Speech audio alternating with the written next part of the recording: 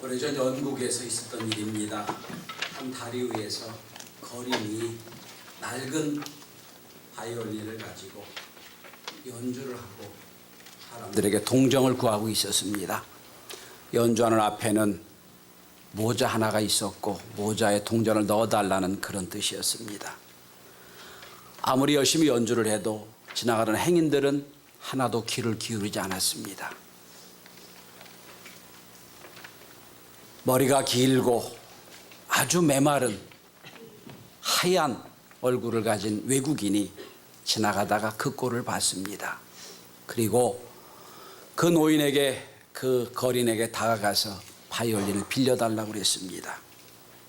그리고 그의 손에서 바이올린을 가지고 연주를 시작을 합니다. 신들린 듯이 연주를 시작합니다. 매혹적인 아름다운 선율이 바람에 멀리 퍼지기 시작합니다. 사람들이 깜짝 놀라 다 모이기 시작을 합니다. 그리고 어느덧 앞에 있던 모자에 동전이 수북히 쌓이기 시작을 합니다. 한참을 연주하고 있는데 사람들이 수군대기 시작합니다. 저 사람 니콜로 피가니니가 아니야?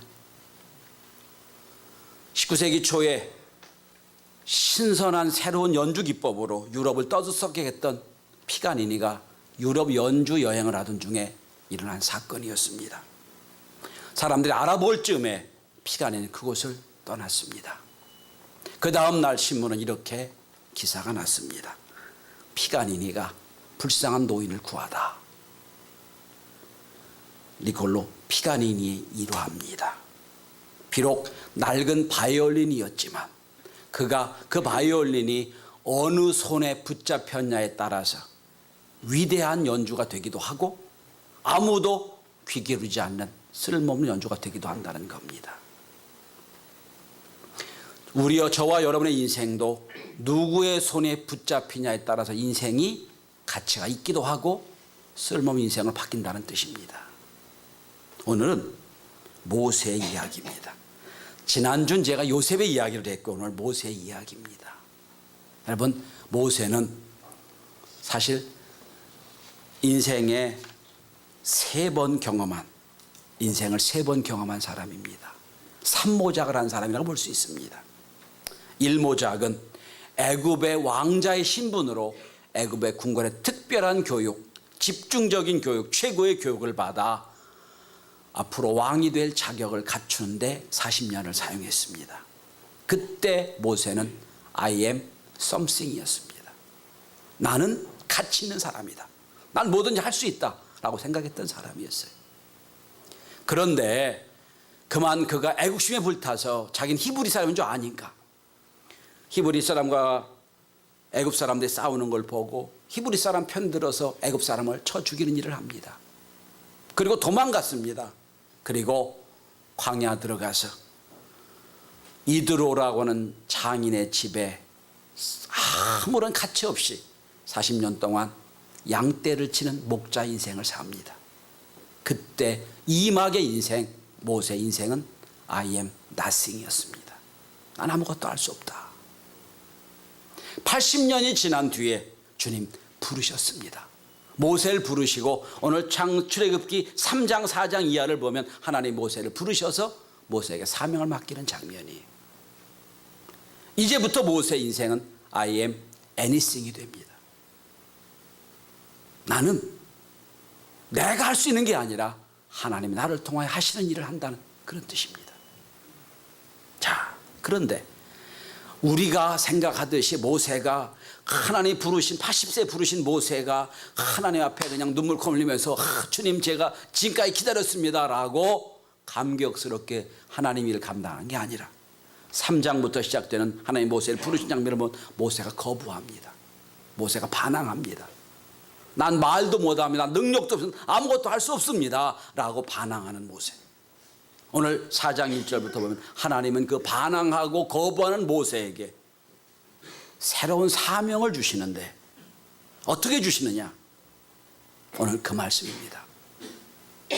전 이 말씀을 함께 나누면서 하나님이 초라한 난 아무것도 할 수 없다고 여기는 모세를 통하여 어떻게 위대한 하나님의 사역자로 만드시는가? 난 아무것도 못합니다. 난 부족합니다. 능력이 없습니다 하고 거부하는 모세를 어떻게 하나님이 하나님의 일을 감당하는 멋있는 하나님의 위대한 사역자를 만드시는가? 이 말씀을 함께 나누면서 저와 여러분에게 오늘 하나님은 어떤 모습으로 우리를 사용하고자 하시는가? 말씀을 함께 나누고자 합니다. 바라기는 오늘 말씀을 함께 나누면서 I am nothing, 난 아무것도 할 수 없습니다 라고 생각했던 여러분이 있다면 주님이 함께 하시며 내가 무슨 일을 할 수 있습니다 하고 믿음의 놀라운 역사를 이루는 귀한 시간이 될 수 있기를 바랍니다. 첫째로 하나님은 모세에게 믿음을 확인시켜 주십니다. 믿음을 보여주십니다. 믿음을 만들어 주십니다. 자, 오늘 1절에 보시면 하나님이 모세를 부르셔서 모세야 네가 내 사명을 감당해서 애굽으로 가라 그랬더니 모세가 첫 번째 부인하는, 첫 번째 거부하는 이유가 이겁니다. 하나님, 아무도 내 말을 믿지 않을 겁니다. 아무도 내 말을 믿지 않을 겁니다.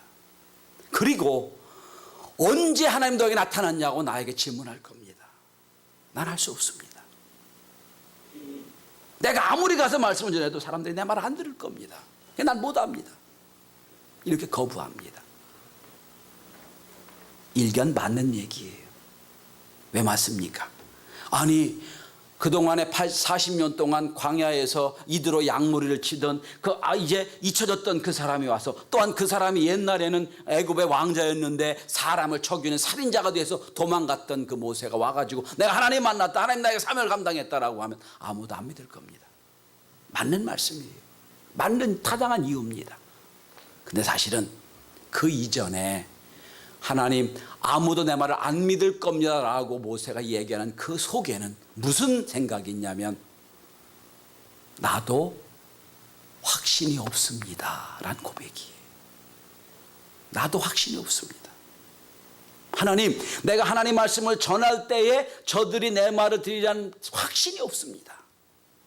이게 그 밑바닥에 깔려있는 마음이에요. 나도 확신이 없습니다. 성도 여러분, 내가 나를 믿지 못하고 내가 주장을 믿지 못하면 내가 누구를 설득하겠어요? 아무도 설득할 수가 없어요. 모세는 지금 그 얘기를 하는 거예요. 나도 확신이 없습니다. 나도 하나님에 대한 확신이 없습니다. 나도 하나님을 믿을 수가 없습니다. 이런 고백이에요. 여기 믿다란 단어가 히브리 말로 아만이란 단어인데 부모를 신뢰하다는 단어입니다. 사람들이 나를 신뢰하지 않을 겁니다. 이 말은 무슨 얘기입니까? 나도 당신 하나님을 내 부모로 신뢰할 수가 없습니다. 이런 말이 깔려 있는 거예요. 나도 믿을 수가 없습니다. 성도 여러분, 우리가 무슨 일을 하거나 무슨 사역을 감당하거나 무슨 일을 할 때 내가 나 스스로 확신이 없으면 다른 사람들을 확신 있게 만들 수가 없어요. 오늘도 우리 일부 예배는 9시에 영유아와 선생님들이 모여서 예배를 드리거든요. 오늘 30명 정도 나와서 예배를 드렸는데 거기 청년 선생님들이 많아요. 제가 그랬어요. 선생님들, 본인 스스로가 말씀에 확신이 없으면 아무리 말씀을 잘 전해도 그건 믿게 되지 못합니다.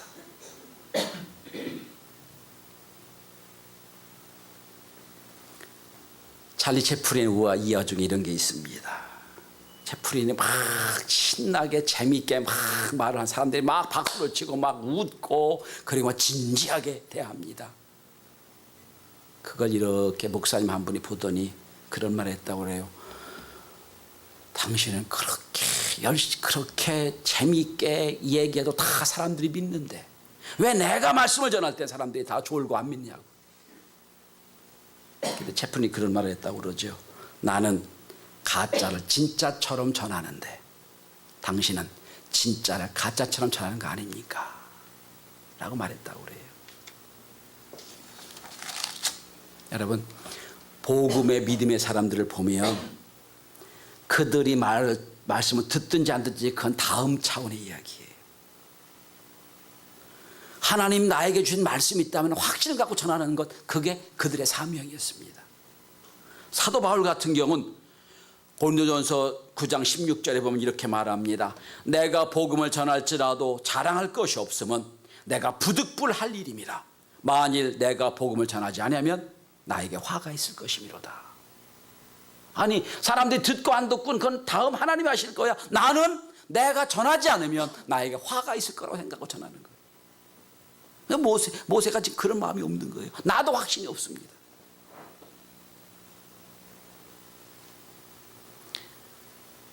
보험회사에서 보험 세일즈맨들 훈련시킬 때 보면 무슨 상품이 나오면요 집중적으로 그 상품을 교육시킵니다. 그래서 그 세일즈맨들 하여금 진짜 이 상품이 최고다라고 믿게 만들고 어떻게 보면 세뇌시키고 그걸 내보냅니다. 본인이 안 믿으면 전할 수가 없어요. 오늘 우리들이 전도하라 복음 전하라 아무리 얘기해도 안 되는 이유가 스스로의 확신이 없기 때문에, 스스로 믿음이 없기 때문에. 뭐 세상이 타락하고 사람들이 안 믿고 이건 다음 얘기예요. 본인 스스로 하나님의 말씀에 확신이 없으면 전할 수가 없는 겁니다. 자, 하나님이 모세 그 마음을 아세요. 그리고 두 번째로 하나님이 모세에게 믿음을 넣어주시니 어떻게 넣어주시냐면 하나님이 함께 하신다는 약속을 하십니다. 자, 오늘 모세가 아무도 내 말을 안 믿을 겁니다. 하나님 어떻게 하면 좋겠습니다 라고 얘기했을 때 하나님이 2절부터 보면 하나님이 놀라운 기적을 모세에게 베풀어 주십니다.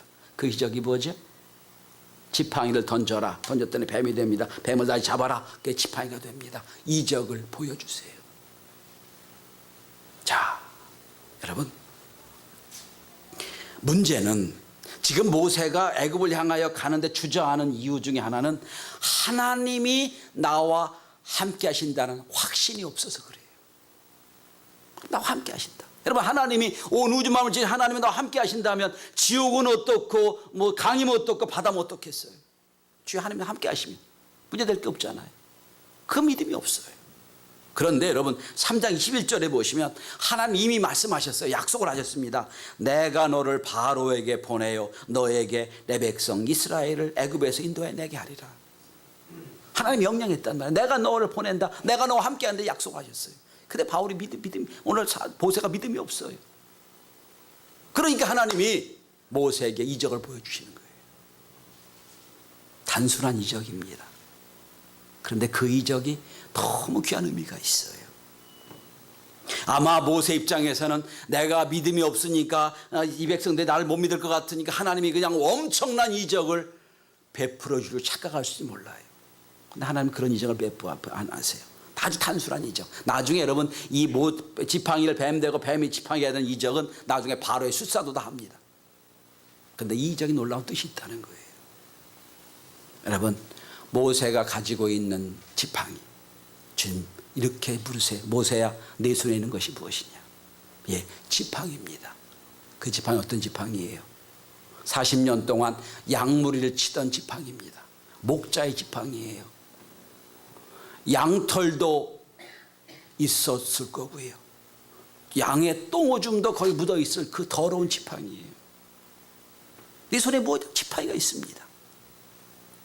자, 그 지팡이를 던지니까 뱀이 되고 뱀의 꼴을 잡으니까 다시 지팡이가 됩니다. 지팡이가 요술 부르는 게 아니라 내가 내 인생에 함께 한다는 약속이에요. 내가 너와 함께 한다. 내 손에 잡힌 것 갖고 내가 함께 하겠다는 약속이에요. 이 약속을 보여주시는 거예요. 성도 여러분, 하나님이 이제 모세에게 말씀하신 겁니다. 너에게 있는 것이 무엇인 줄 알기를 원한다. 내가 가진 것, 내가 있는 것, 그것은 내가 가진 것이 아니라 내가 너에게 허락한 것이다. 내가 너에게 있게 한 것이다. 그런 뜻이에요.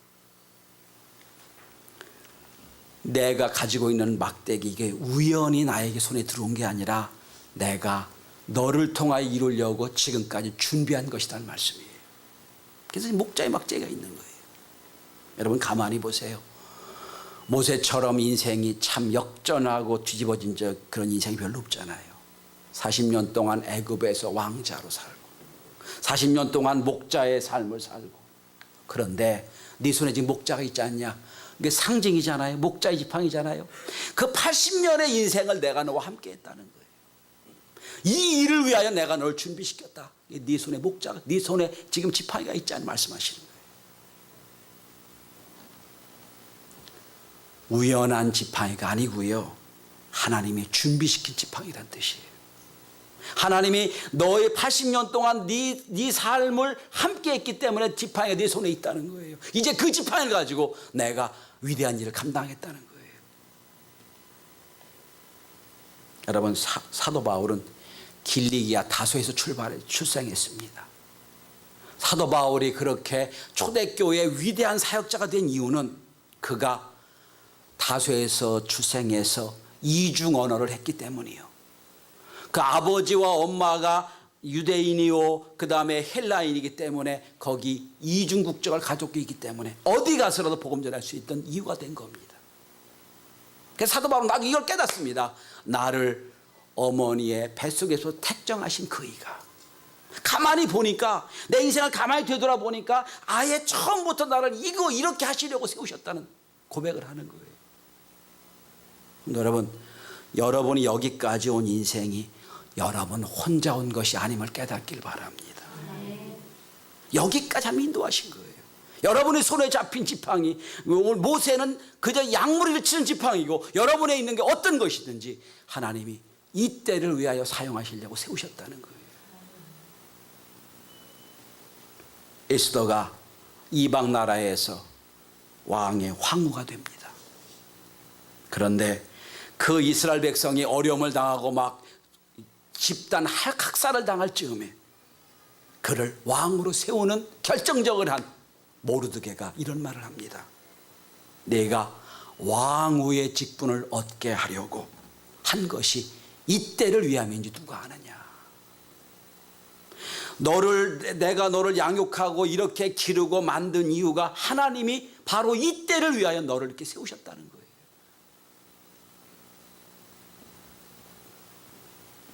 하나님이 모세 이렇게 말씀하신 것 같아요. 모세야, 내 인생을 되돌아봐라. 40년 동안 훌륭한 공부를, 교육을 시키고 40년 동안 또한 목자의 삶을 살게 하고, 이제 내 훌륭한 교육과 학식과 덕목과 또한 직접적인 양무리를 치는 그 경험을 가지고 40년 동안 내 백성 이스라엘을 이끌길 원한다. 이걸 위해 내가 널 세우셨다 말씀하시는 거예요.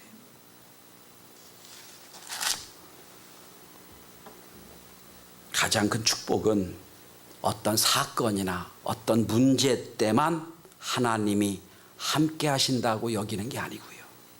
진짜 축복은 내 인생 전체를 하나님이 함께 하신다고 믿는 믿음. 내 인생 전체를 하나님이 지금까지 함께 했다는 놀라운 깨달음이 있다고 생각을 합니다. 여러분 사업하십니까? 여러분 사업이 여기까지 오기까지 하나님이 위대한 일을 감당케 하려 여러분 사업을 시키시는 거예요. 여러분 가르치는 선생님이십니까? 여러분 이 어려운 시대에 여러분을 많은 영향을 주게 하시려고 여러분을 세우신 하나님의 은혜. 이게 오늘 하나님 모세를 세우시며 하신 말씀이에요. 성도 여러분, 여러분이 가진 게 그 무엇이든지 여러분이 갖고 싶어 가진 게 아닙니다. 하나님이 준비시켜 주신 것입니다. 하나님이 이 일을 감당하고 준비시켜 주신 거예요. 그래서 하나님 물으시는 거예요. 모세야, 내 손에 잡힌 게 뭐냐? 지팡이입니다. 부족한 제 인생도 가만히 되돌아보니 하나님이 제 실수와 잘못과 어려움도 여기를 인도하여 여기가 오셨구나, 오게 했구나. 여러분 인생을 되돌아서서 내 인생의 타대로 잘못도 실수도 좋은 것도 하나님이 바로 이걸 위해 사용하게 하시는구나 라고 고백되어지고 깨닫게 된다면 그 인생은 참으로 가치 있는 인생이 될 겁니다. 자, 하나님이 모세의 믿음을 세워주세요. 그리고 두 번째로 하나님이 이제 내가 너와 함께 하겠다는 약속을 분명히 하세요. 아니 함께 했고 앞으로 함께 하시겠다는 약속을 하세요. 자, 그리고 마지막 세 번째입니다. 오늘 하나님이 모세의 지팡이를 깨닫게 하세요. 의미를 깨닫게 해서 그 의미가 뭡니까? 순종이 능력이라고 말씀하십니다. 뭐가 능력이라고요? 순종이 능력이라고요. 여러분, 지팡이가 무슨 능력이 있는 게 아니잖아요. 무슨 모세가 무슨 강한 능력이 있는 게 아니잖아요. 앞에 앉으라는 이유를 알죠? 그죠? 모세가 무슨 능력이 있는 게 아니에요. 모세가 무슨 요술 부리는 게 아니에요. 주님의 손에 잡힐 때 역사가 일어난다는 거예요. 여러분, 참 재밌는 건 하나님 모세에게 명령하는 명령이 다 동사예요. 던져라, 던졌어요. 잡으라, 잡았어요. 손에 넣어라, 넣었어요. 품에 넣어라, 넣었어요. 빼라, 뺐어요. 물을 치라, 쳤어요. 바위를 다스리라, 다스렸어요. 왜 칩니까? 왜 넣습니까? 이유가 없어요. 이유가 없어요. 여러분, 모세, 하나님 명령할 때 모세가 했던 행동 중에 무슨 이유가 있습니까? 아무 이유가 없어요.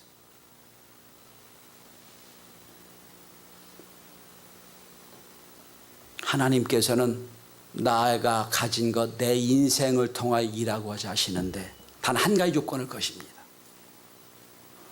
내가 가진 것, 내 인생, 내 삶을 통하여 내가 위대한 일을 감당하기 원하는데 조건이 딱 하나 있다.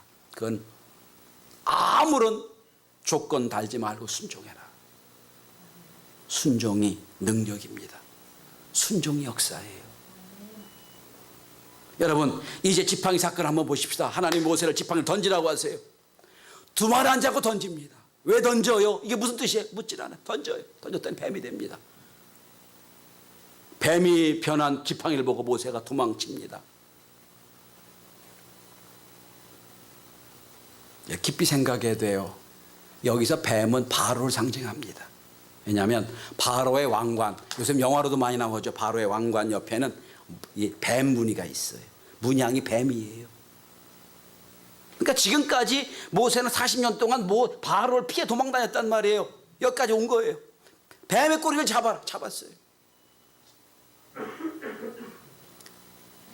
군대에 가신 남자분은 뱀 잡아온 경험이 다 있으실 거예요. 뱀 잡을 때는요, 머리를 잡아야 돼요. 꼬리 잡으면 물려요. 이상하게 뱀 꼬리를 잡으라고 하세요. 왜 그런 줄 아세요? 꼬리를 잡다는 말이 히브리어로 아하치란 단어인데 조롱하다는 뜻이 있어요. 조롱하다. 뱀의 꼬리를 잡아요. 여러분, 앞으로 모세가 바로와 함께 싸우는 걸 보면 바로를 조롱합니다. 그러면서 하나님 다 제압합니다. 10가지 재앙을 다 내리고서도 하나님이 바로를 제압하지요. 바로 상징적으로 표현하는 거예요. 꼬리를 잡으라. 뱀 꼬리를 잡고 다시 한번 주의 역사를 이루는 거예요. 성도 여러분, 하나님이 모세에게 모세의 인생을 쓰고자 하실 때 딱 한 가지 요구하세요. 내 인생을 나에게 순종해라. 철저하게 그 순종을 따라서 하나님 위대한 일을 감당하세요. 성도 여러분, 다윗과 골리앗이 싸우지요. 그죠? 무슨 다윗이 무슨 무기가 좋고 능력이 많고 지혜가 있어서 골리앗이 이긴 거 아니잖아요. 그가 가진 돌팔매 5개, 물맷돌 5개, 그 중에 또 하나만 써요. 하나 가지고 그냥 끝내는 거예요. 자기가 가진 것, 남들이 보기에는 아무 쓸 것 없는 거예요. 하나님, 주의 말씀에 순종하는 자를 그걸 통해 역사하시는 거예요. 자, 그런데 하나님이 그 마른 막대기 같은 모세의 지팡이를 통하여 위대한 일을 감당하십니다. 이제 바로를 조롱하면서 바로를 제압하면서 이스라엘 백성이 이끌 거예요. 그런데 한 가지 조심할 게 있어요. 그것이 오늘 5절부터 나오는 이입니다. 하나님이 또 말씀하십니다. 모세야, 네 손을 가슴에 넣어라. 넣었다 보니 손이 문두병이 가득합니다. 다시 또 넣어라. 넣었다 빼보니 손이 깨끗하게 돼요. 자, 모세야, 네 마음과 행동이 일치돼야 주의 역사를 이룰 수가 있다는 뜻이에요. 여러분, 그동안에 모세가 어떻게 했습니까? 애굽 사람을 막 죽이려는 마음으로 첫 번째 살인한 것밖에 없잖아요. 모세의 마음이 문둥병 같은 마음을 가지고 행동했더니 죽이는 것밖에 안 되는 거예요. 마음이 지옥이니까 행동이 지옥이 된 거예요. 아무리 급해도 아무리 바빠도 네 마음이 은혜가 있기를 원한다는 거예요. 여러분, 나중에 무리바에서 물이 없을 때 모세가 막 반석을 치죠. 근데 막 화를 내서 치죠. 그것 때문에 모세가 한 번의 잘못 때문에 가나안에 못 들어가잖아요. 그 한 번의 잘못이 아니에요. 마음이 잘못됐다는 거예요. 내가 이 백성을 막 그러고 화를 내잖아요. 하나님 말씀하십니다. 네가 부은데 내가 택한 백성을 그렇게 욕되게 하느냐. 그러고 하나님이 그를 가나안에 못 들어가게 하시는 거예요. 성도 여러분, 우리는 주의 일을 행동으로 옮기는 것보다 더 중요한 게 있다면 우리 마음의 은혜로 주의 일을 감당하는 겁니다. 우리 마음의 주의 은혜로 감당하는 거예요. 우리 마음이 깨끗하고 우리 마음에 은혜가 있을 때 행동할 때 은혜의 역사가 나타나고 열매가 나타나는 겁니다.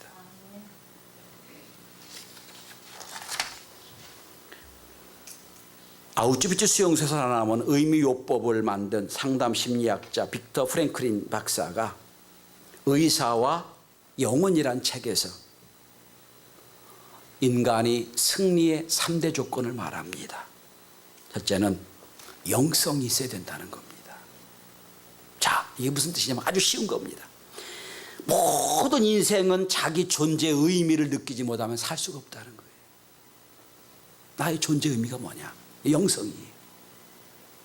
오늘 하나님이 모세를 부르십니다. 모세야, 내 인생 80년 동안 내가 너와 함께해서 이제부터 너를 통하여 위대한 일을 감당하게 하신다. 하나님이 모세의 의미를 부어주시는 거예요. 그리고 두 번째, 프리덤, 자유입니다. 자, 내 마음이 죄에서 화에서 자유하게 원한다는 거예요. 내 마음이 깨끗할 때 죄를 감당할 수 있다는 거예요. 그리고 마지막 세 번째, 리스폰시빌리티입니다. 책임성이에요. 이제 앞으로 모세는 60만 이스라엘 백성을 이끌고 가나안으로 갑니다. 모든 책임을 자기가 집니다. 백성이 죄를 질 때도 하나님 저를 대신에 쳐주시고 이 백성을 사해달라고 철저히 책임감을 가지고 일합니다. 결국 위대한 리더가 됩니다. 결론을 맺습니다. 오늘도 하나님 여러분에게 물으실 겁니다. 내 손에 든 것이 무엇이냐? 내 손에 무엇이 있느냐? 그것이 너에게 우연히 주어진 게 아니라 네가 내 자녀가 된 다음부터 이거를 위하여 내가 널 준비시켰노라. 내 인생이 이걸 위하여 준비시켰고 앞으로 내가 너와 함께 위대한 일을 계획하겠다 말씀하십니다. 그때 주님, 아멘 말씀에 순종하겠습니다. 걸음걸음마다 주님 함께 해 주십시오. 모세처럼 반항하지 말고 믿음으로 나가는 저와 여러분의 위대한 걸음이 되시기를 주의 이름으로